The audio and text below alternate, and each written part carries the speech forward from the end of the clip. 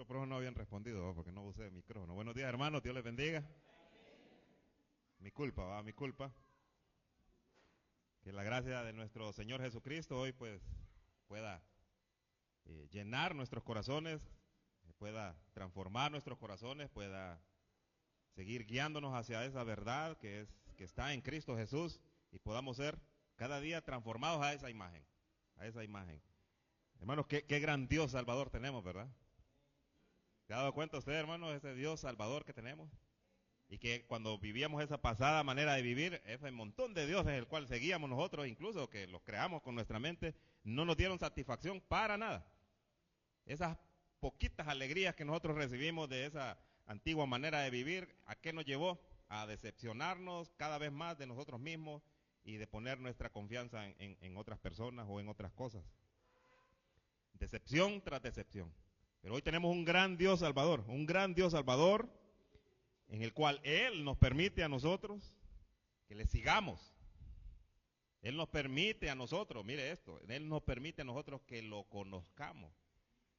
Él nos permite en su gracia que lo comprendamos. Y Él nos permite a nosotros que nos alegremos, conocer y saber que Él se alegra en esa búsqueda que su familia, que su pueblo hace para conocerlo a Él. Así que, hermano, gloria a Dios por ese gran Dios Salvador. Gloria a Dios, hermano. Gloria a Dios. Y los animamos a que sigan en esa búsqueda, a revisar en las escrituras, a buscar en las escrituras, a memorizar esas escrituras, porque en ellas ahí encontramos a ese Dios vivo y verdadero. Dios vivo y verdadero. Bien lo decía el hermano. Ya viene ese día, ya viene ese glorioso día. La venida de Cristo viene. Por fin lo vamos a ver cara a cara. Ese es un motivo para que nuestros rostros, no solo cuando venimos aquí, sino cuando vamos a nuestros hogares y nos desarrollamos ahí en la sociedad, que miren esa gente que somos como unos locos, que estamos con un gozo y que provocar en ellos esa pregunta, ¿y por qué estás sonriendo ahora todo el tiempo? Y poder decir nosotros, es que Cristo viene y lo voy a conocer. Lo voy a conocer, hermano, así que esa sonrisa debe estar en nosotros todo el tiempo, todo el tiempo. Y mientras llega ese día, mientras llega ese glorioso día, pues vamos a seguir dejándonos transformar por su palabra, dejándonos lavar por su palabra, a asegurarnos de esa fe que Él nos dio, a mantenernos firmes en ese conocimiento que Él nos dio acerca de Él y ponerlo en nuestro corazón, en nuestra mente, en todo nuestro ser. Cuerpo y alma, ¿va? O espíritu. Estamos aprendiendo ahí, hermano. Estamos aprendiendo. Lo inmaterial y lo inmaterial del ser humano, ahí debe estar Cristo en nuestro corazón.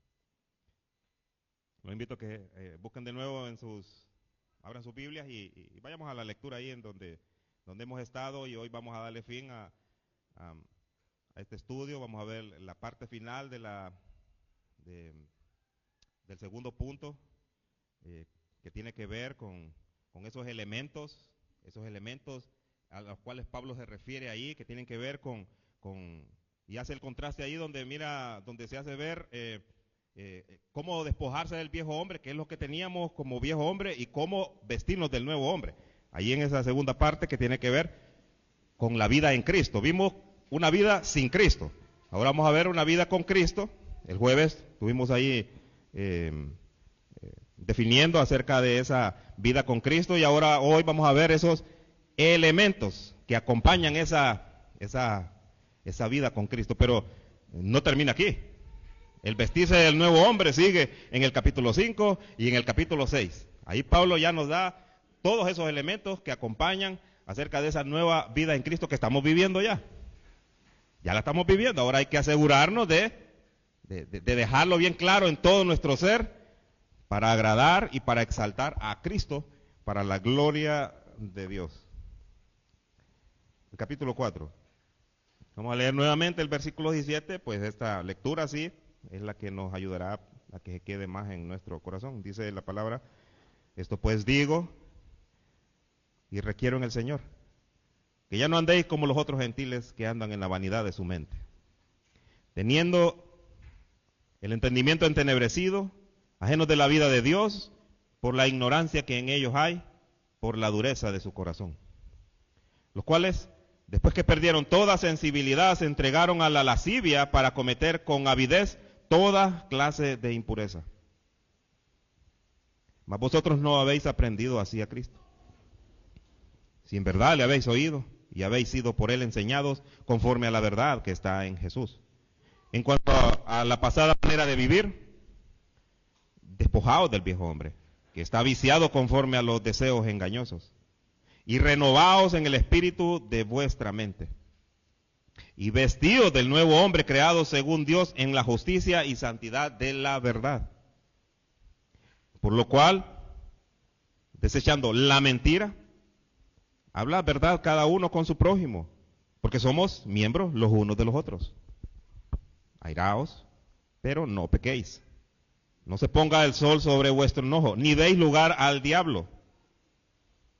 El que hurtaba, no hurte más, sino trabaje haciendo con sus manos lo que es bueno para que tenga que compartir con el que padece necesidad. Ninguna palabra corrompida salga de vuestra boca, sino la que sea buena para la necesaria edificación, a fin de dar gracia a los oyentes. Y no contristéis al Espíritu Santo de Dios, con el cual fuisteis sellados para el día de la redención. Quítese de vosotros toda amargura, enojo, ira, gritería y maledicencia y toda malicia. Antes sed benignos unos con otros, misericordiosos, perdonándoos unos a otros, como Dios también os perdonó a vosotros en Cristo. Padre, cada vez que nos acercamos a su Escritura, Señor, nos gozamos en ella, pero nos acercamos, Señor, porque queremos ser lavados por su palabra, para poder ser transformados por su palabra, para que en ese Espíritu el Espíritu Santo que usted envió y que ha sido y es un sello para nosotros, pueda ayudarnos a entender esta hermosa y majestuosa Escritura. Ayúdenos hoy a conocer un poco más de esa gracia salvadora. Ayúdenos un poco más a conocer de nuestro Salvador, nuestro Señor Jesucristo. Ayúdenos, Señor, a conocer acerca de esa labor que el Espíritu Santo hace en nosotros, para que ya no andemos como vivíamos antes, sino ser transformados y ser dejados guiar por su Espíritu. Ayude a su congregación, Señor. Ayude a su iglesia. Ayude a los oyentes. Ayúdelo, Señor, a que su corazón se abra al entendimiento y a la práctica de su palabra. Y ayúdeme, Señor, a mí a poder ser eficaz y fiel en la proclamación de su evangelio y en la explicación, Señor, de esta palabra que me ha ayudado a mi vida y que me ayuda a ser transformado todos los días en esa nueva imagen, esa imagen que usted ha creado en nosotros. Gracias, Señor, por el privilegio de traernos hoy aquí a este lugar, a atender a ese llamado para conocerlo mejor a usted. Nos abandonamos, Señor, en su voluntad y en su propósito de ser transformados día a día, en el nombre de nuestro Señor Jesucristo. Amén. Así que, hermanos, en este pasaje, desde el versículo 17 al versículo 32, Dios nos enseña a cómo debemos vivir en nuestro nuevo andar como creyentes y nos exhorta a nosotros a despojarnos del viejo hombre, a vestirnos del nuevo para exaltar a Cristo. Es el propósito, para exaltar a Cristo. Y dejamos un poco del tema anterior, esa vida en Cristo, ahí en el versículo 24, antes de comenzar estos elementos que el Señor nos muestra para poder empezar a transformar esa vida que Él está logrando en todo nuestro ser. Y dice ahí el versículo 24, y vestíos del nuevo hombre. Conocemos que tanto despojarse del viejo hombre como vestirse del nuevo hombre son figuras que utiliza el apóstol para que nosotros podamos tener un mejor entendimiento, que es despojarse. Lo vimos en algunas versiones, que es desnudarse prácticamente del viejo hombre. Y vestirse del nuevo es ponerse las nuevas ropas. Ponerse nuevas ropas. Son metáforas. Así que el apóstol nos muestra ahí que una vez de despojarse del viejo hombre, hermano, no hay que dejar el espacio vacío. El cuerpo no hay que dejarlo desnudo. Simultáneamente el apóstol Pablo nos lleva a que después, al despojarnos del viejo hombre, él nos lleva entonces a vestirnos del nuevo hombre. Y es por eso que ahí en ese versículo 24 dice, y vestido del nuevo hombre creado. Ya ese nuevo hombre no es una creación que nosotros hemos logrado, no hay esfuerzo en él de parte de nosotros para llegar a ese nuevo hombre, sino que ese nuevo hombre es creado según Dios. Dios conoce muy bien, Dios conoce mucho mejor qué es lo que nosotros, una vez que hemos sido lavados por la sangre de Cristo, nos conviene. Es creado según Dios. Y aquí la idea nos da a esa nueva creación que sucedió allá en el jardín del Edén, cuando Dios creó al hombre. Lo hizo perfecto, lo hizo puro, lo hizo santo, lo hizo inocente. A esa nueva creación es que el apóstol se refiere, a esa imagen de Dios, cuando Dios creó al hombre y le dijo, hagamos al hombre a nuestra imagen, conforme a nuestra semejanza. Ahí hubo esa creación perfecta, en el primer Adán. Que el primer Adán degeneró y tergiversó esa creación, la corrompió por la desobediencia. Pero ahí apunta a la nueva creación en la cual solo Dios la puede crear mediante su Espíritu, mediante ese lavamiento en la sangre de Cristo. Ahí apunta el apóstol Pablo cuando dice, vestidos del nuevo hombre, creado según Dios, ¿en qué? En este punto, en la justicia. Conocemos que la justicia es todo lo correcto y la santidad, todo lo que es aparte de lo que la degeneración, por la degeneración nosotros conocemos. Entonces, en toda cosa correcta y en todo acto aparte que tenga que ver con el pecado. Ese es el nuevo hombre, el cual Dios ha creado para nosotros. Para nosotros. Y entonces vemos ahí también, si observamos en ese texto, vemos ese atributo de Dios, su amor por salvar, su amor por regenerar, su amor porque Dios no ha fracasado en su obra de creación, no ha fracasado. Todos nosotros hemos sido creados para la alabanza de su gloria y así va a ser, y así va a ser. ¿De qué otra forma nosotros pudimos haber conocido el atributo de Dios de misericordia, de perdón, de gracia? Dios permitió que hubiera pecado para nosotros poder conocer la gracia de Él, la misericordia de Él, porque Dios nos perdonó y ha perdonado a miles y millones de personas en la misma condición, todos en la misma condición, pecadores delante de Él. Podemos saber y podemos entender que hay niveles de pecado, pero para Dios un pecado pequeño o muy grande para Él es impuro, es injusto, es depravado. Obviamente nosotros revisamos nuestra vida, en qué condición estábamos, muertos, ya que la palabra nos revela que aunque nosotros andábamos por ahí antes alejados de Cristo, sin Dios, sin esperanza, sin Cristo, pero la Biblia nos revela la verdad como Dios mira a los que están perdidos hoy, los mira muertos. ¿Cómo estábamos nosotros antes? Muertos. ¿Cómo el salmista nos describe nuestra condición pecaminosa? Estamos en un foso. La figura que utiliza ahí es una letrina. Lodo cenagoso es una manera técnica y armónica de poder decir lo que nosotros conocemos como un lugar de desecho, donde está lo que no sirve, lo que jamás puede servir para nada. Ahí, hermano, démonos cuenta que de ahí el Señor nos libró.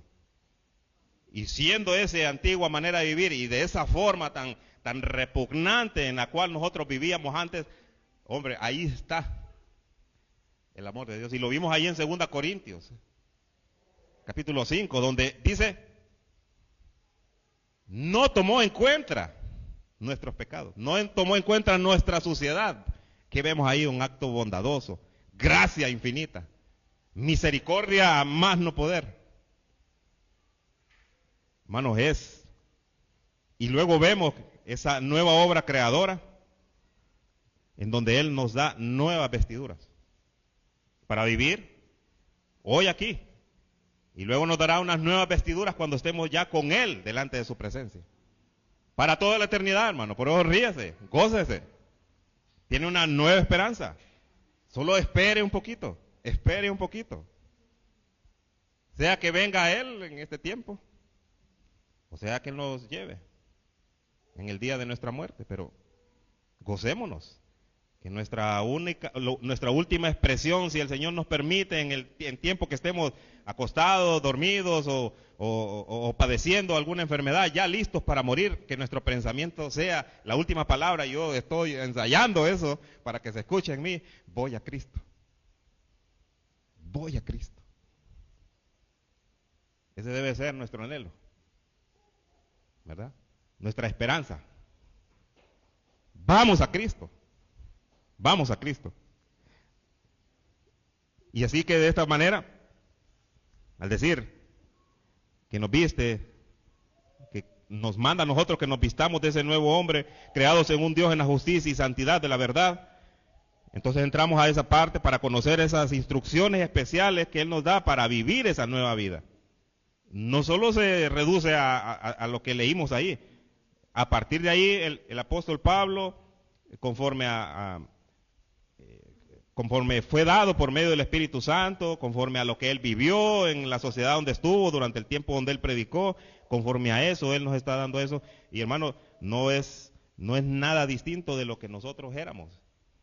Esa condición antigua de manera de vivir, al verlo aquí. Y comienza con esto. Nos habla, para empezar ahí en el versículo 25, nos habla con respecto a la mentira. ¿Qué habla ahí con respecto a la mentira, hermanos? Desecharla.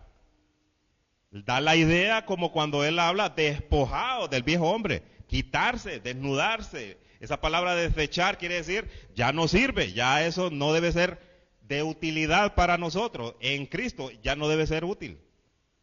Eso no debe ser, practicar la mentira porque abunda la gracia. Esa es una forma de libertinaje, de vivir una vida de la cual ya Él nos perdonó, de la cual Él ya no se agrada. Desechando la mentira.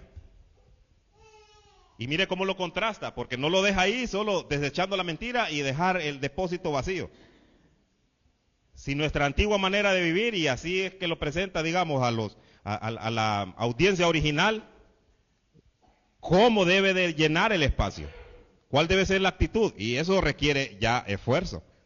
Los malos hábitos son cosas en las cuales hay que trabajar día a día y hay que practicar día a día. Entonces esa parte de la cual se despoja acerca de la mentira, dice: hablad verdad. Hablad verdad, hablando verdad.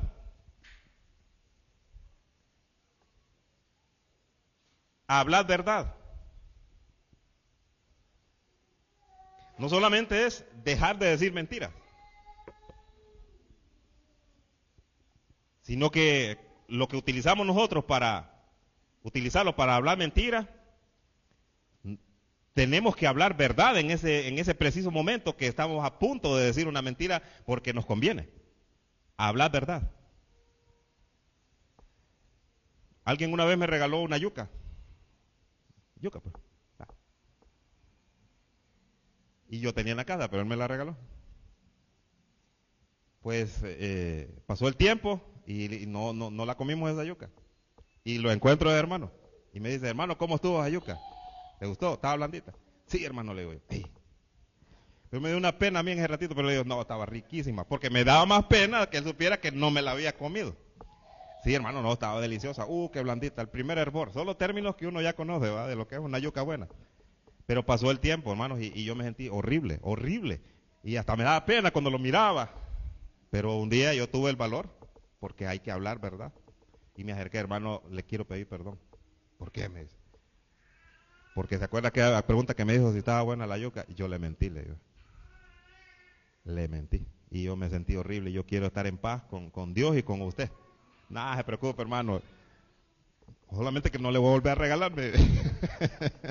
Pero en una broma me lo dijo así. Entonces, hermano, cuando uno se acostumbra por quedar bien, porque muchas veces se miente por quedar bien en algunas circunstancias, porque da pena, porque no quiere afectar a la otra persona. No, el consejo de Dios que nos da a nosotros es que la evidencia o los elementos que Él nos da a nosotros para practicar esa nueva vida en Cristo tiene que ser hablar verdad cada uno. Y mire, aquí habla de este término. Hablar verdad cada uno con su prójimo. Dice, pues sí, hablar verdad cada uno con su prójimo. Con su prójimo, es decir, el que está cercano, el que lo aborda, con el cual tiene relación todos los días, con el cual se encuentra todos los días. Y aquí hace un apuntado bastante importante por esto, porque acuérdense que como vivimos en Cristo, nuestra característica debe ser que todos en unidad tenemos que practicar la verdad, porque todos representamos el cuerpo de Cristo, todos representamos la iglesia de Cristo. Es posible que algunos estemos trabajando más en cuanto a no decir mentiras y hablar verdad, pero otro miembro de la iglesia está echando a perder esa armonía que debe haber. Hermano, aquí el consejo de Pablo para los oyentes allá era que toda la iglesia deje de decir mentiras, que no practique la mentira, sino que toda la iglesia se dedique a hablar verdad para que sea conocido Cristo en esa iglesia, para que esa iglesia como una unidad se considere cristiana, se considere la iglesia de Cristo.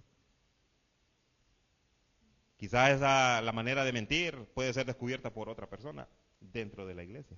Aquella ya está consciente de que tiene que decir la verdad y no va a quedar bien con su hermano, va a quedar bien con Cristo. Aquel hermano va a quedar mentiroso. Por eso el consejo aquí es que, para empezar, practiquemos entre nosotros. Pero no solo nuestra práctica debe ser hablarnos verdad entre nosotros, es que el mundo debe de vernos que nosotros andamos en la verdad, que hablamos verdad, que ya no decimos mentiras. Imagínense en el contexto del apóstol Pablo con respecto a esta iglesia allá en el Asia Menor. Ahora vayámonos pensando en lo que estaba sufriendo la iglesia de Cristo en Jerusalén, que estaba siendo perseguida por la causa de Cristo. Esa iglesia tenía que decir que era cristiano, si lo abordaba así, o negar que César era el Señor, y que era la consecuencia por seguir a Cristo, era la muerte, era el martirio. Veamos cómo vivía esta gente en esa presión, cómo vivía la presión los de la iglesia de Éfeso en su contexto cultural y histórico en ese lugar, la atmósfera en la cual ellos vivían de paganismo. Quizás de una familia, de un apellido de una familia, solo uno era convertido, pero eso implicaba que esa persona tenía que tener relaciones todavía con sus padres, sus hermanos, y la presión que esa persona iba a tener con respecto a hablar verdad. Y la mentira, hermanos, es aborrecible para Dios.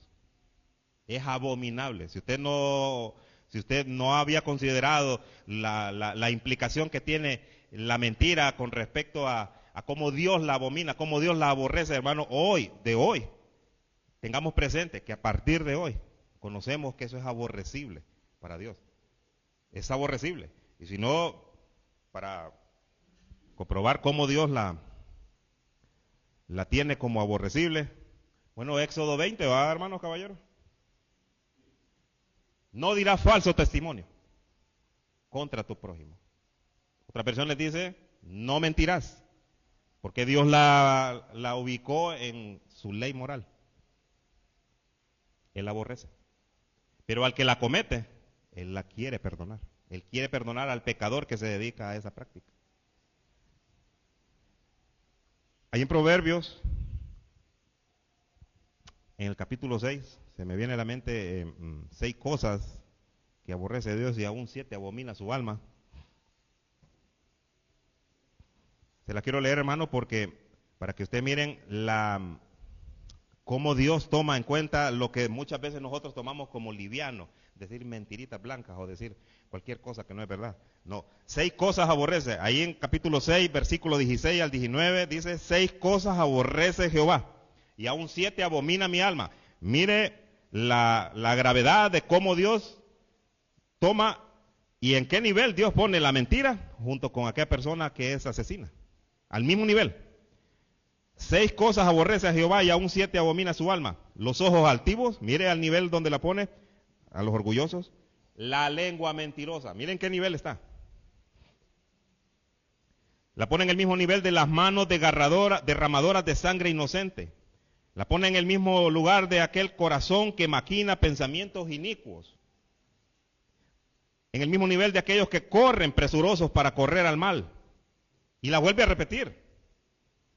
El testigo falso que habla mentiras. Hermanos, es grave. No vayan a considerar que la mentira, dependiendo del caso, es buena. La mentira es abominable, es aborrecible. El testigo falso que habla mentiras y el que siembra discordia entre hermanos. ¿Ven la gravedad de la mentira? ¿Cuál debe ser nuestra disposición a partir de hoy con respecto a la mentira? Desecharla. Desecharla. No es, digamos, en los jóvenes que están en el colegio, valerse de algunas malas decisiones que toman ahí como válidas para pasar un curso, para pasar un examen.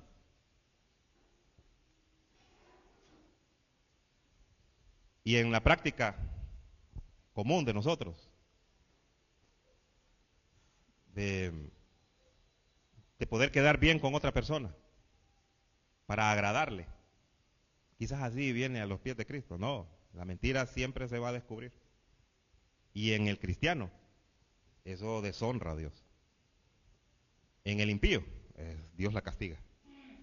Y todo va a tener una consecuencia. Si la práctica de nosotros es hacia la mentira continua y vemos que no sucede nada, bueno, la ira de Dios se está acumulando para usted. Un día Él va a ejecutar una disciplina conforme a esa manera pecaminosa en la que vive el cristiano, porque Dios ama a los suyos.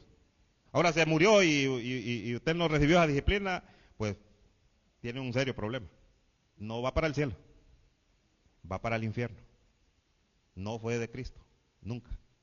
Así que la antigua, si nosotros queremos vivir una vida en Cristo que ya está bien clara, Él comienza con decir, desechando la mentira. Hablad verdad cada uno a su prójimo. ¿Por qué? ¿Por qué razón? Para honrar a Cristo, para exaltar a Cristo. ¿Por qué? Porque somos miembros los unos de los otros. Porque Cristo es nuestra cabeza, nosotros somos su iglesia. Luego pasamos ahí a la otra parte que habla acerca del enojo.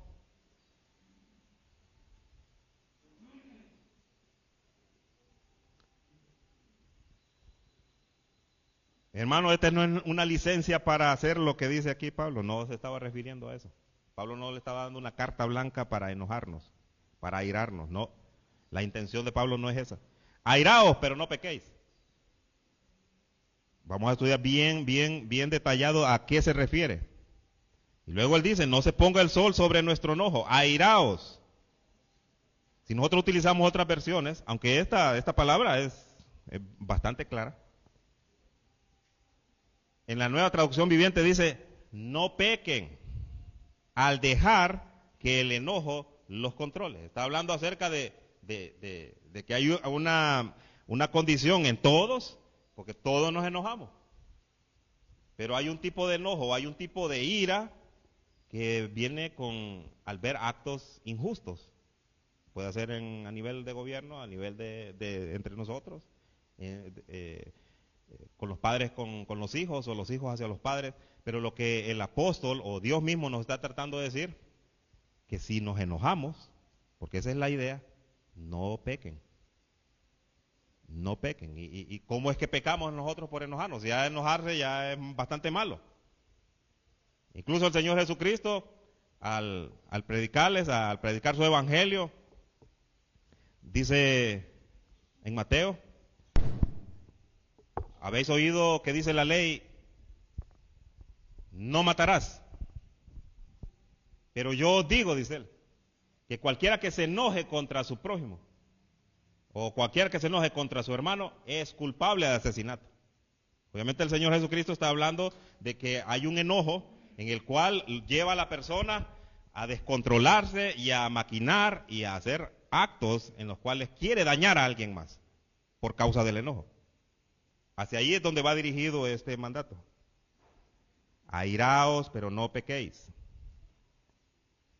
Aquí Pablo lo que nos está dejando es que si os enojáis, no pequéis.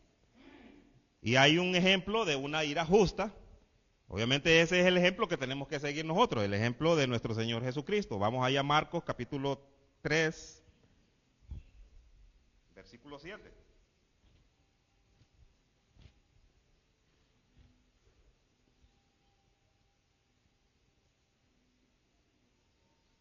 Perdón.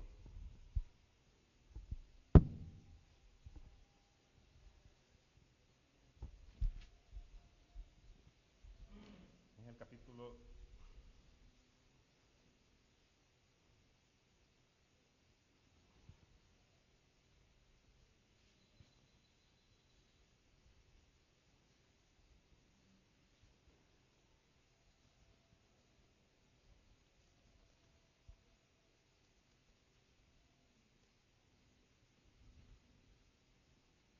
Bueno, la cita la tengo errónea aquí, pero se refiere al día en que el Señor Jesucristo entró a Jerusalén, se dirigió al templo y entonces encontró ahí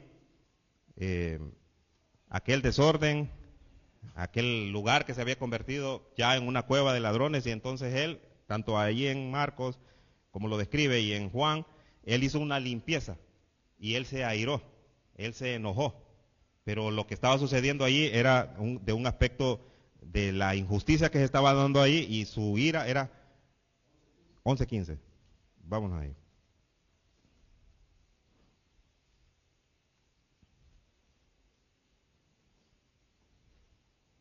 Sí, gracias, hermano.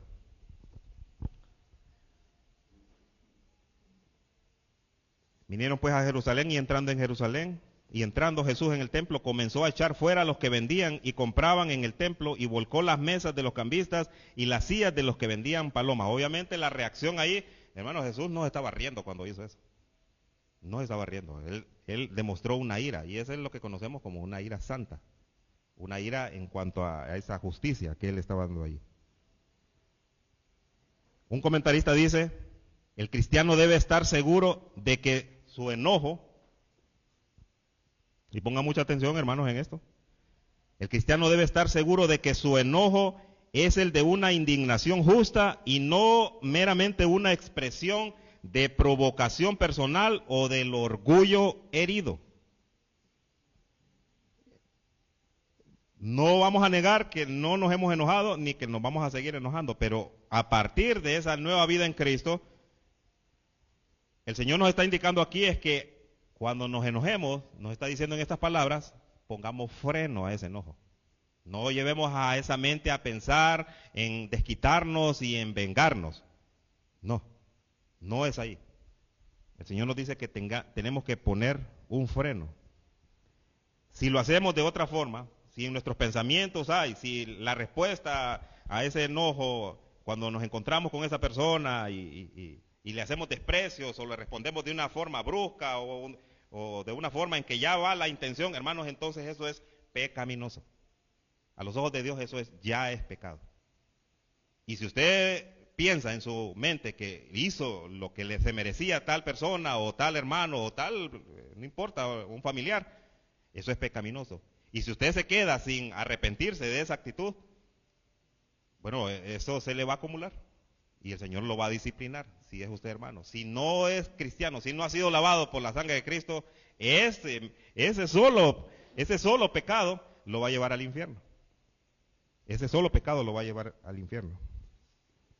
Así que el enojo se convierte en pecado en cuanto desea o está dispuesto a lastimar a alguien. Ese pecado es personal, ese pecado divide personas. Ese pecado divide congregaciones, divide sociedades.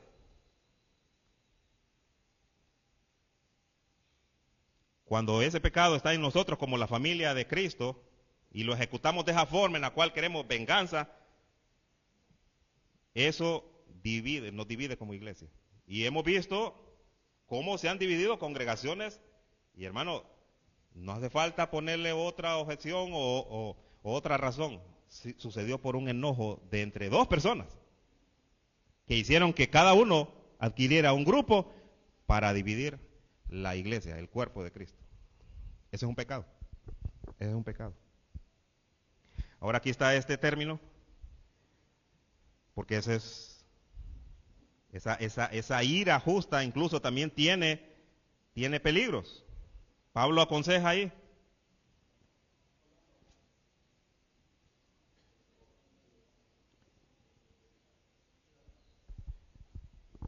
No se ponga el sol sobre vuestro enojo. No se ponga el sol sobre vuestro enojo. Lo que Pablo aquí está aconsejando es eso que les dije al inicio. Póngale freno a su enojo. ¿Por qué? Si le da rienda suelta, mire quién se aprovecha. En el versículo 27, ni deis lugar al diablo. El que se aprovecha de esa situación es Satanás. Él está al acecho. Acuérdense que es el otro lobo, es el otro león. Pero este león es un león rugiente y él está al acecho para destruir, para matar. Y si nosotros damos lugar por un enojo, aunque sea un enojo de una ira justa, no le demos lugar, pongámosle freno. Porque quien se aprovecha de esa situación es Satanás. Es Satanás. ¿Cuál es el consejo que nos da ahí en Santiago 4:7? Dice, así que humíllese delante de Dios, resistan al diablo y éste huirá de vosotros. ¿Cuál es del fruto del Espíritu Santo el cual tenemos que practicar ahí? El dominio propio. El dominio propio.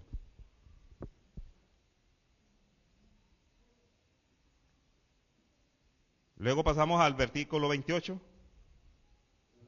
Mande. ¿Perdón? Sí.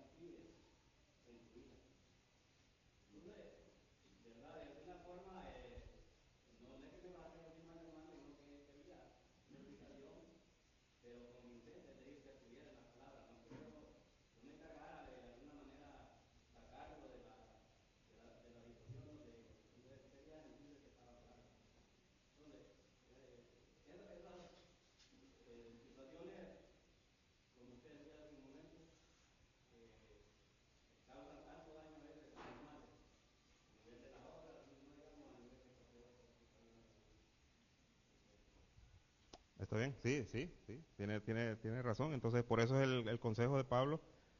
Y aparte de esos versículos, hermano, acuérdense que en ese contexto David, como hijo de Dios, sabe que Dios se iba a irar con él. Ahora miremos cómo Dios, su ira permanece sobre los impíos.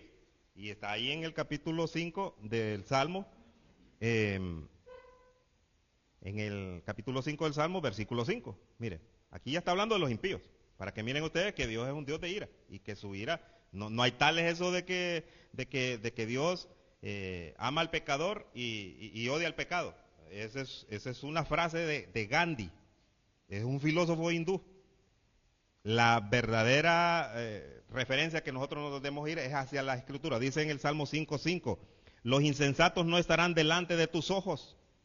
Dice, ¿por qué? Aborreces a todos los que hacen iniquidad. Gracias a Dios, gracias por esa gracia no merecida de nosotros. Él decidió no aborrecernos a nosotros. Aún estábamos en el aborrecimiento de Él, pero Él decidió que a pesar de ser pecadores y de estar bajo su ira, Él decidió apartar a unos para la salvación. Aborreces a todos los que hacen iniquidad. ¿Qué tipo de pecadores son estos? Inicuos, dice. Inicuos, los que practican el pecado. Entonces, sí, hermano, muchas gracias. Y ahí es donde vamos, porque Pablo hace un interludio entre ese enojo con el siguiente que sigue, del versículo 31, pero vamos al versículo 28, donde habla acerca del hurto. Y ahí vamos a ver, hermano, con lo que usted dijo, la graduación o la degradación que nos lleva ese asunto del enojo. ¿A dónde nos lleva? El apóstol Pablo, de seguro algún hermano en la iglesia o alguien se lo preguntó y entonces también apuntó ahí, inspirado por el Espíritu. Entonces en el versículo 28, Pablo, ¿a qué exhorta ahí? El que hurtaba, no hurte más. ¿Cuál es la antigua manera de vivir? La vida sin Cristo es robar. Y él hace, para no dejar el espacio vacío, dice, el que hurtaba antes, ya no lo haga. Acordémonos de que en las iglesias, y en la iglesia original, donde fue escrita toda esta carta, donde se le llevó, las iglesias se componían por diferentes personas de diferentes estratos sociales, económicamente, de todo tipo. Allí habían, así como en los días de Jesús, estaban los publicanos, los recaudadores de impuestos, gente pobre, habían funcionarios públicos. Y en este estrato, en este contexto, podemos entender que también ahí habían funcionarios que se dedicaban a algunos asuntos de recolección de tributos, y que su riqueza, de alguna manera, en su vida antes de Cristo, había sido, la manera exagerada, como eran ricos, era debido al hurto. Si en el caso se refiere en el cobro de los impuestos. Pero no solamente en eso, sino es que se dedicaban, digamos, si nos recordamos que ahí en Éfeso construían imágenes y dioses y tenían un costo, había personas paganas que no tenían los recursos, que hacían antes. Robaban estatuillas o robaban dinero para ir a comprar estatuillas. Si no tenían esos libros que sugerían los magos para poder seguir sus oraciones, que hacían los que no tenían los recursos, pero querían hacer uso de esos libros paganos, pues tenían que robar de alguna manera o adquirir dinero de una manera fraudulenta para ir a comprar todo lo que necesitaban para practicar su vida sin Cristo, su vida pagana. Entonces el apóstol Pablo, ya esto está hablando a una iglesia regenerada, una iglesia salva, y le dice, el que hurtaba no hurte más. Pablo no está diciendo que era una vida que estaban viviendo en práctica los miembros de la iglesia. No, ya habían sido lavados por Cristo, pero hermano, estaba la inclinación ahí. La antigua manera de vivir estaba la inclinación. Quizás estas personas todavía estaban en esos puestos de importantes en donde manejaban el dinero. Estaba la tentación. Para ellos es el consejo. Hay consejo ahí para los que se dedican a la mentira. Hay consejos para los que se dedicaron al hurto o al robo. Y entonces, no hurte más. Ahora, ¿cuál es la salida que da él? Ahí nos habla exactamente de que la idea que nos da es haciendo con sus manos lo que es bueno, Nos da la idea de que hay que esforzarse más. Si no tiene lo suficiente como para sostener a su familia o lo que quiere adquirir, esfuércese más, le está diciendo. Haciendo con sus manos lo que es bueno. O sea, que le duelan sus manos por trabajar más. Por trabajar más. Es más, con otro tipo de pensamiento, no solamente un acto egoísta para poder tener más dinero o tener más posesiones, no. En la nueva vida en Cristo, el trabajo que hace cada quien es siempre inclinado hacia los demás, a ayudar a los más desposeídos. Y aquí está el consejo, dice él, para que tenga que compartir con el que padece necesidad. Para que tenga que compartir con el que padece necesidad. Un comentarista dice con respecto a esta frase, para que tenga, haciendo con sus manos lo que es bueno, dice él, se interpreta de este significado, logra obras honestas, haciéndolo con dolores honestos. Lograr obras honestas, haciéndolo con dolores honestos. La idea de Pablo es que está diciendo a ellos, si ustedes antes robaban, Pablo no está haciendo, ni está señalando persona por persona, sino llama a ese nuevo espíritu que tienen en Cristo, a ese llamado en ese espíritu en la mente. Si alguno se dedicaba a robar, si alguno de ustedes era ladrón, pues abandone ese robo como nueva creación. Y que debe de aprender a ganarse la vida ahora haciendo, o esforzándose más, o a trabajar. Luego nos lleva entonces al siguiente versículo, versículo 29. Habla de las palabras corrompidas. Pablo no deja duda que nos está hablando de aquello que podemos escoger nosotros o determinar nosotros qué es lo corrompido o qué es lo que no es corrompido. Dice ninguna palabra corrompida salga de vuestra boca, ninguna. Y así como en los días de Pablo, hermano, y así como es en nuestros días, eso lo escuchamos nosotros por todos lados. Incluso nosotros nos dedicamos mucho tiempo, antes de Cristo, a hacer uso de palabras corrompidas. Es posible que se vengan a la mente esas palabras, pero Pablo está diciendo, no salga, ninguna palabra corrompida salga de vuestra boca. Ya están en la mente. Y yo sé que eso pasa con todos. No vamos a negar que en nuestra antigua manera de vivir, eso era lo que abundaba en nuestro vocabulario y era normal. Para nosotros decir una mala palabra no era pecado. Pablo nos está diciendo hoy, Dios nos está diciendo hoy, que ninguna palabra corrompida. Ahora, ¿qué palabra corrompida? No se la voy a decir, hermano. No es correcto. Pero ustedes saben cuáles son. Ah.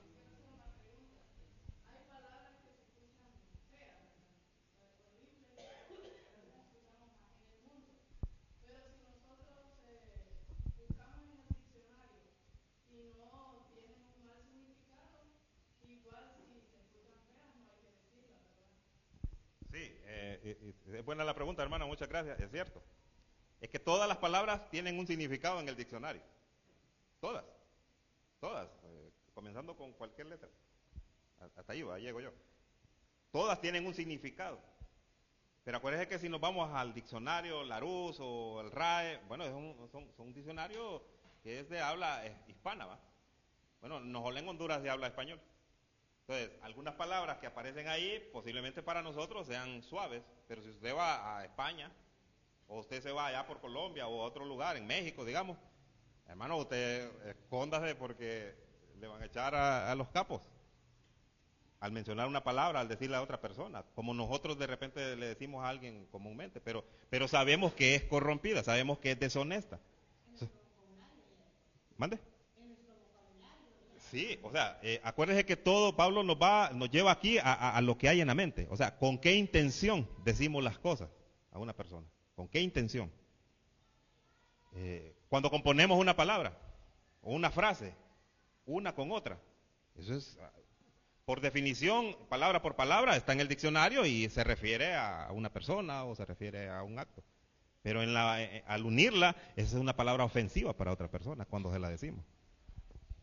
Obviamente, y esa es una lucha, porque incluso nosotros cuando estudiamos o cuando leemos de maestros, utilizan palabras, que no las quiero decir, hermano, utilizan palabras que posiblemente sean bien suaves, pero cuando nos escuchamos nosotros, es que es ofensivo. Pero cuando ellos la hablan y la dicen, no, es común, incluso en el ámbito cristiano en donde se desarrolla. Pero Pablo dice, si es corrompido para nosotros, no la digamos. Esa es la idea. Si es corrompida para nosotros, no la digamos. Sí, hermano, y después ahí.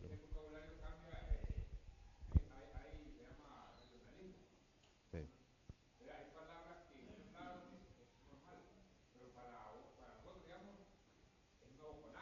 Eso, sí, eso.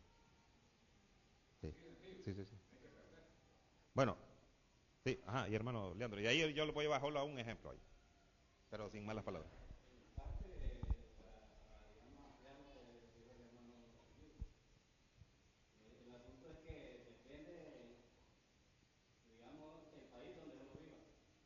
Sí, sí.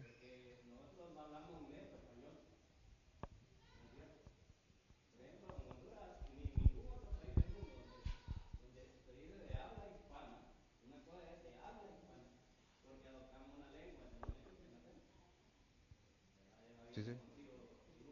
Ujú.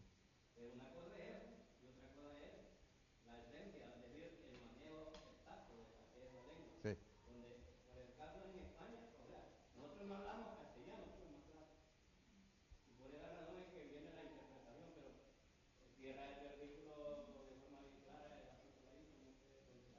sí. Por ahí vamos. Por ahí vamos.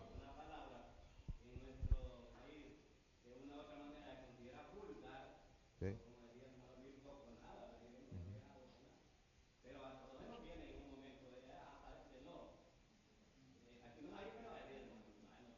No, no, es que salen, es que no. Sí, sí, sí.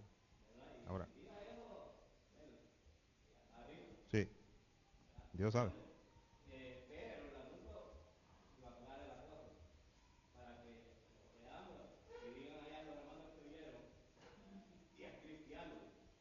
Sí. Bueno, solo esa es mala también. Sí, correcto. Sí, sí, sí. Entonces, vámonos a esto. Vámonos por partes. Vámonos por partes. Mire, empecemos con el apóstol Pablo. Ninguna palabra corrompida salga de vuestra boca. Hay una coma ahí. Esa es la parte que estaba describiendo. Obviamente hay un objetivo, hay un propósito por el cual no debe de salir esa palabra en la boca de nosotros. Conectándolo con la enseñanza del hermano David, que nos dio acerca de que Dios instituyó a unos apóstoles, profetas, bueno, en su tiempo, luego evangelistas, luego pastores y maestros, a fin de edificar a la iglesia, para prepararlos a todos para el ministerio. Obviamente la intención de Pablo aquí es que da por hecho que los efesios, esa iglesia de Efesios, de Éfeso, se dedicaban a predicar el evangelio. Se dedicaban, habían maestros, se dedicaban a enseñar, y lo que se quería aquí, y llegando a esa segunda parte, es edificar. ¿Cómo es que nosotros vamos a edificar a la iglesia? ¿Cómo es que vamos a edificar a una persona? Siendo cristiano, Pablo habla primero edificar en el contexto de la iglesia, utilizando el que está, así como yo, que quiero decirle esas palabras, pero no, mejor no, porque no los edificaría. Entonces, Pablo está yéndonos ahí. Primero propósito para edificar a la iglesia, a ustedes. El otro propósito es para dar gracia a los oyentes, lo que está apuntando usted, lo que está apuntando el hermano Luis. Sí, hermano, ¿cómo es que nosotros vamos a hablar como están hablando hoy los jóvenes? Voy a decir esta palabra porque esta es la que se conoce. Y antes, o en el uso correcto, hombre, no es mala. Todo mundo es un perro.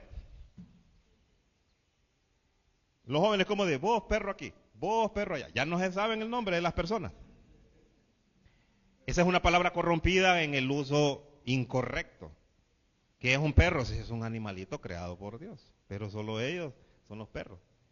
Y los perros no van a entrar al reino de los cielos. ¿Cómo siendo cristianos, cómo siendo nosotros predicadores del evangelio, decirle a una persona, aunque la conozcamos y le hablemos con confianza, vos, fulano de tal, ese perro? ¿Cómo vamos a dar gracia con nuestras palabras con esa introducción?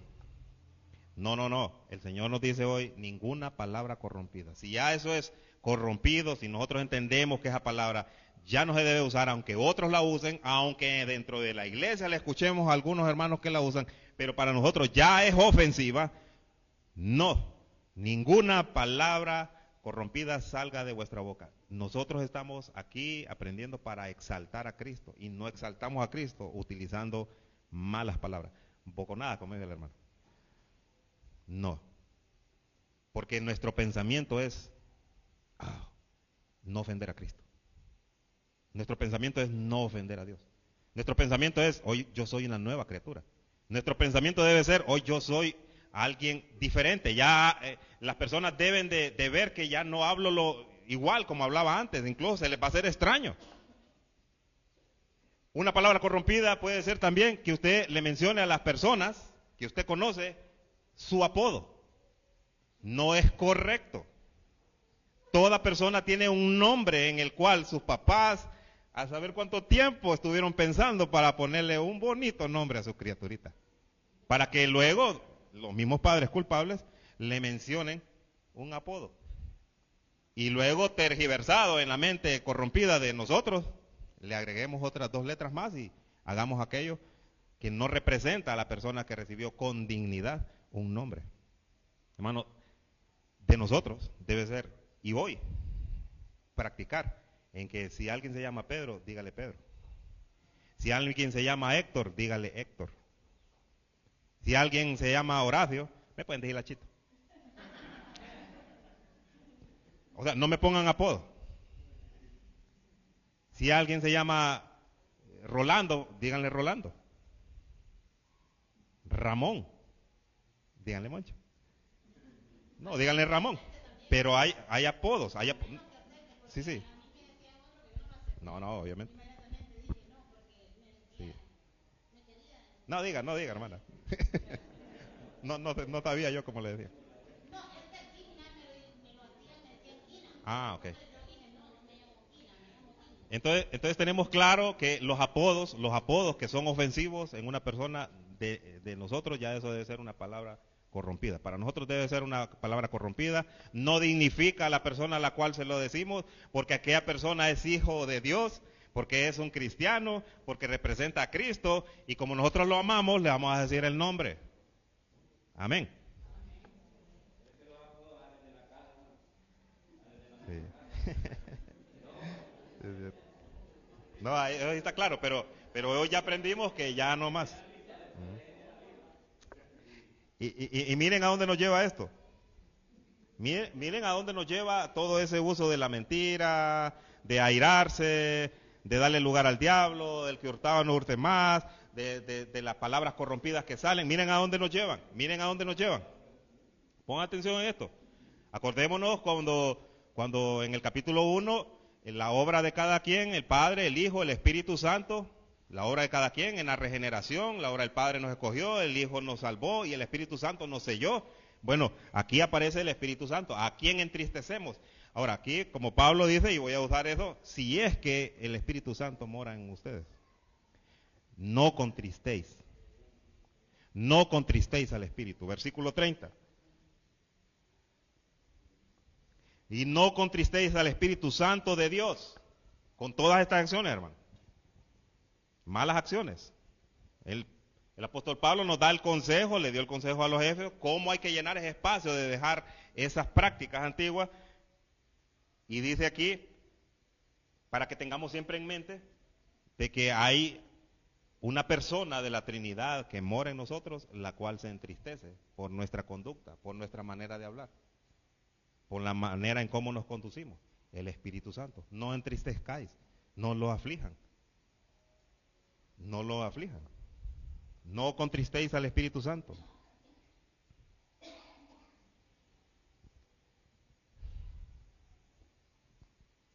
Con el cual fuiste sellado, hermano. No puedo decir otras palabras porque están bien claras aquí. con el cual fuisteis sellados. Estaba hablándole Pablo, así como comienza la carta, a los santos y fieles de la iglesia en Éfeso. Con el cual fuisteis sellados. ¿Para cuándo, hermano? Esta es una preparación que estamos recibiendo ahorita para llegar a esa culminación de nuestra santidad. Estamos siendo perfeccionados, estamos siendo santificados. Pero hay un día de redención, debemos que ir esforzados a ese día. El Espíritu Santo que usted y yo, y el que ofrece Dios a través de Cristo Jesús, con su sangre, debe ser que nosotros debemos de cuidar la persona en la cual nosotros, este cuerpo, es el templo. Es el templo. Tengamos presente eso. Es a Dios a quien queremos agradar, es a Cristo a quien queremos nosotros exaltar. Es a Dios a quien queremos glorificar. Y está el Espíritu Santo. Si antes usted sabía o no sabía que con sus malas acciones o nuestras malas acciones, voy a incluirme, solamente tal vez Dios nos oye o tal vez quizás Dios ni tome en cuenta. No, es que el Espíritu Santo mora en nosotros. Inmediatamente, pensamientos o acciones o palabras que ya salen de nosotros, ya el Espíritu Santo, si son erróneas, si son corrompidas, si son malas, Él ya está contristado, está afligido, está triste. Entonces, por amor a Dios, por amor a Cristo, por amor al Padre, al Hijo, al Espíritu Santo, no contristemos al Espíritu Santo con la antigua manera de vivir que ha quedado algunos rasgos en nuestra naturaleza pecaminosa. Tenemos que esforzarnos, tenemos que ir cambiando poco a poco, si es posible más rápido que nunca, porque viene el día de la redención, hermano. Acuérdense de algo, hay un tribunal en el cual todos vamos a dar cuenta de lo que hicimos, sea bueno o sea malo, y va a ser público. ¿Qué le parece si existiera la posibilidad, bueno, dentro de poco tiempo, nos pusieran un chip a nosotros en nuestra mente, en la cual se registra toda nuestra vida? Y en ese chip se divide en dos partes, antes de Cristo, después de Cristo, o en Cristo. Y cuando ya llegue a la parte en Cristo, y en el chip se refleje, vaya, hoy vamos a ver la vida del hermano Horacio, y los de control ahí la activan. Y si ustedes están atentos ahí, y yo estoy en la última fila, y voltean a ver, ya no estoy ahí. Me habré ido. Causaría vergüenza, hermano. Así que, ¿qué es lo que quiere el apóstol Pablo con esto? Que nosotros tengamos presente que hay una persona de la Trinidad que está en nosotros y que mira todo lo que hacemos, que mira todo lo que pensamos y que escucha todo lo que decimos. Entonces Él nos llama la atención, nos exhorta a que nos esforcemos a cambiar nuestra antigua manera de vivir. Y que si estamos ya con ese nuevo vestido, nos esforcemos para llenar ese espacio que había antes de corrupción, ahora con cosas santas y puras que agradan a Dios. Ese es el deseo de Pablo. Ese es el anhelo de Pablo. Mande.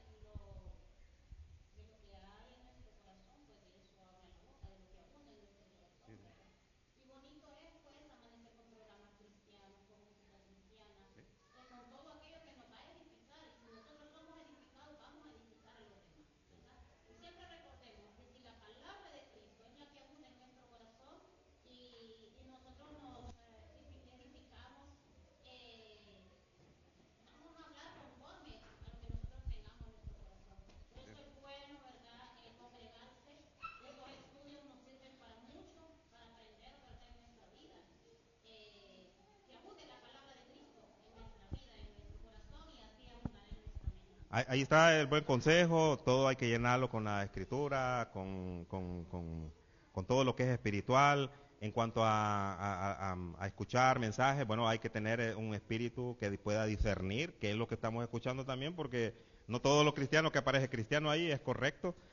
Hay que siempre estar nosotros, tenemos que estar nosotros dependiendo del Espíritu Santo. Él está ahí para que dependamos de Él.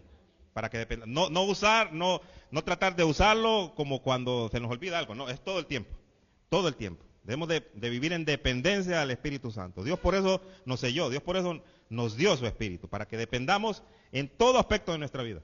En todo aspecto de nuestra vida. Así que de esa forma llegamos entonces, hermanos, al versículo 31. Ya tenemos claro, ¿verdad?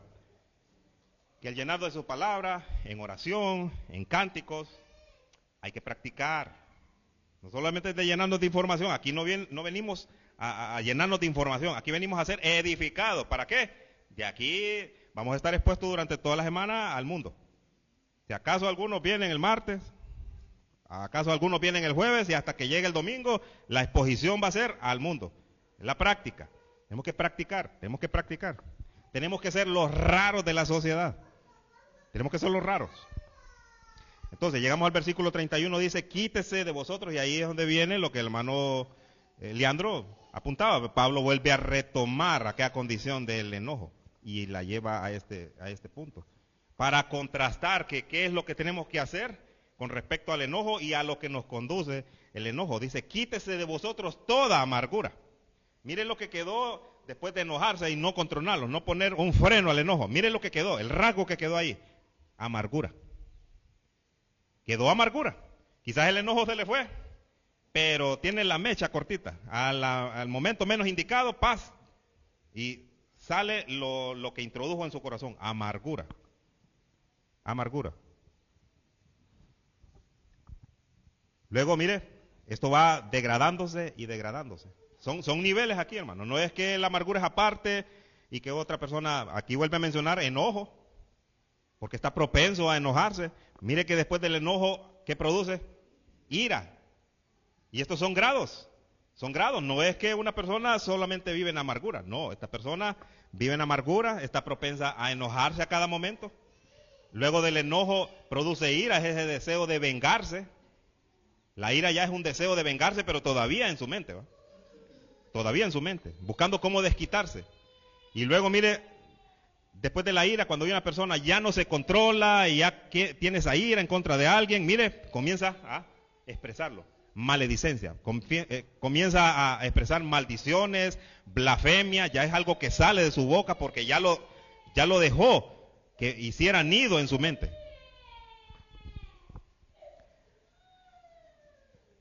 Gritería. Una persona se vuelve gritona. Por todo grita. Maledicencia. Y luego mire lo último. Y esto es peligroso. Y toda malicia. Ya su intención de esta persona es ir buscando la manera como vengarse y cómo actuar. Pero ya con hechos pensados. Pablo le está diciendo a ellos, a todo esto, pónganle un freno. Pero entonces Pablo no nos deja en el aire. El apóstol Pablo no nos deja en el aire aquí.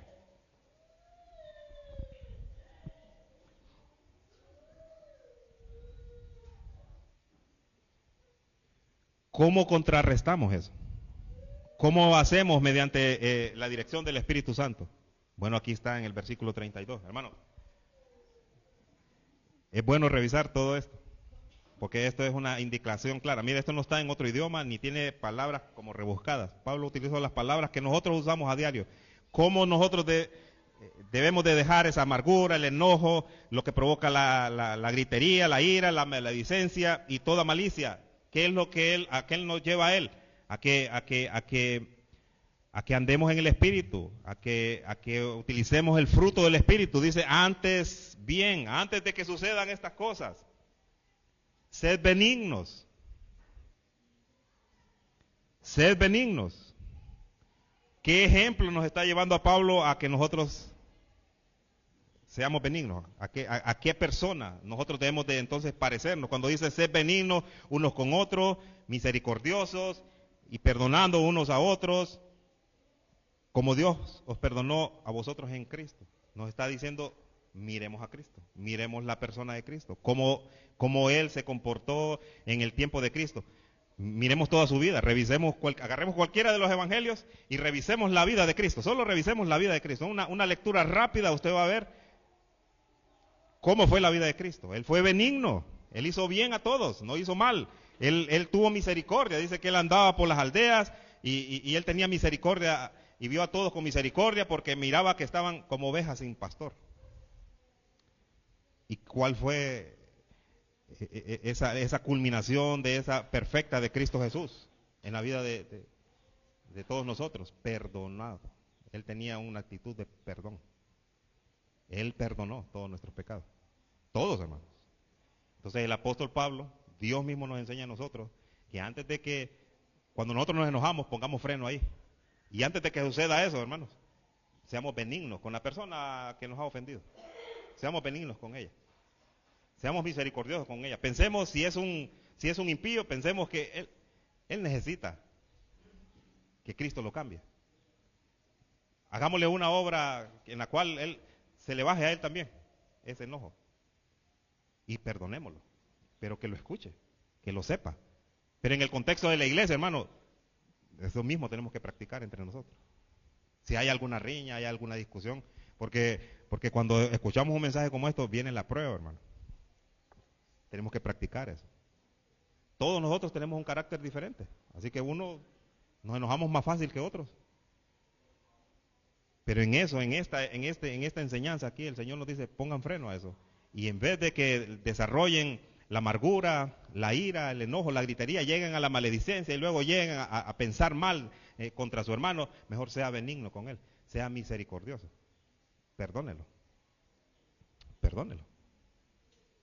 Perdónelo. Si de repente el hermano se enojó con nosotros por alguna actitud, alguna palabra de nosotros, y nosotros provocamos la ira en ese hermano y la reacción de él es natural, como la tendríamos todos, acerquémonos hermano, acerquémonos y pidámosle perdón. Hermano, perdóneme porque yo provoqué que usted se enojó contra mí.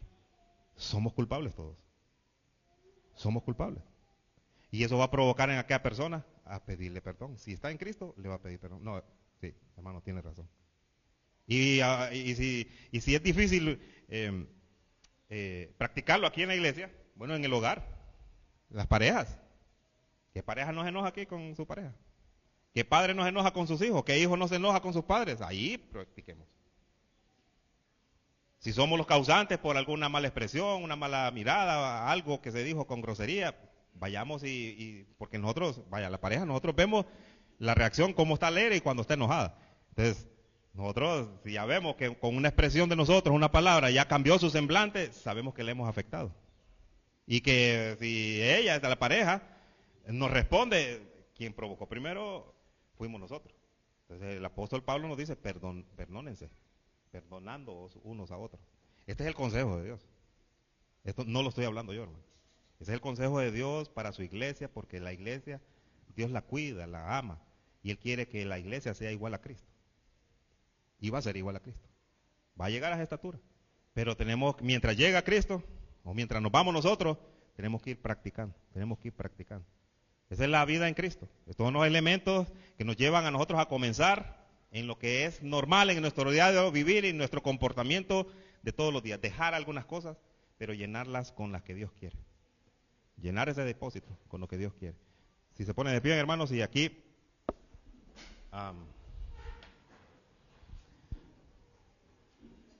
le damos gracias al Señor por enseñarnos y por bendecirnos. El Señor es el que nos ha bendecido con su palabra. Padre eterno, Dios Todopoderoso, le damos gracias por instruirnos. Porque usted en su amor, Señor, aparte de salvarnos por medio de Cristo Jesús, le agradecemos, Señor, porque usted envió a su Hijo y Él lo hizo con gozo.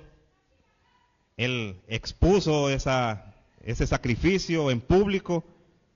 Él vertió su sangre para que esa sangre fuera suficiente para todas las generaciones, para poder limpiar de pecado y para que nosotros nos acercáramos a Él en fe y poder ser lavados en esa sangre preciosa. Le agradecemos porque también nos ha dado a conocer que en esa cruz nuestros pecados fueron imputados a Él, fueron agregados a Él, siendo inocente. Le agradecemos, Señor, porque a través de ese sacrificio, en su resurrección, la justicia de Él nos fue puesta a nosotros. Usted ya a nosotros no nos mira más como sus enemigos, sino que a través de Cristo usted nos ha reconciliado. Estamos en paz con usted. Gracias, Señor, porque también el Señor, al ascender a recibir en su gloria a ese hombre santo, Dios, Cristo, está ahí en la majestad intercediendo por nosotros. Un día volverá a traer, a recoger a su iglesia de todos los términos de la tierra para estar con Él para siempre, eternamente, y es por eso que le agradecemos. Y mientras eso sucede, Señor, en ese tiempo, gracias por instruirnos, gracias por conducirnos, exhortarnos y amonestarnos a andar como a usted le agrada. Gracias, Señor, por la vida de la iglesia. Oro, Señor, oramos por cada uno de ellos para que en amor todos nos conduzcamos en unidad y en paz. A usted sea la gloria, Padre. Queremos exaltar a Cristo con nuestra nueva vida en Él. A Él sea la gloria, Padre, en el nombre de Jesús. Amén.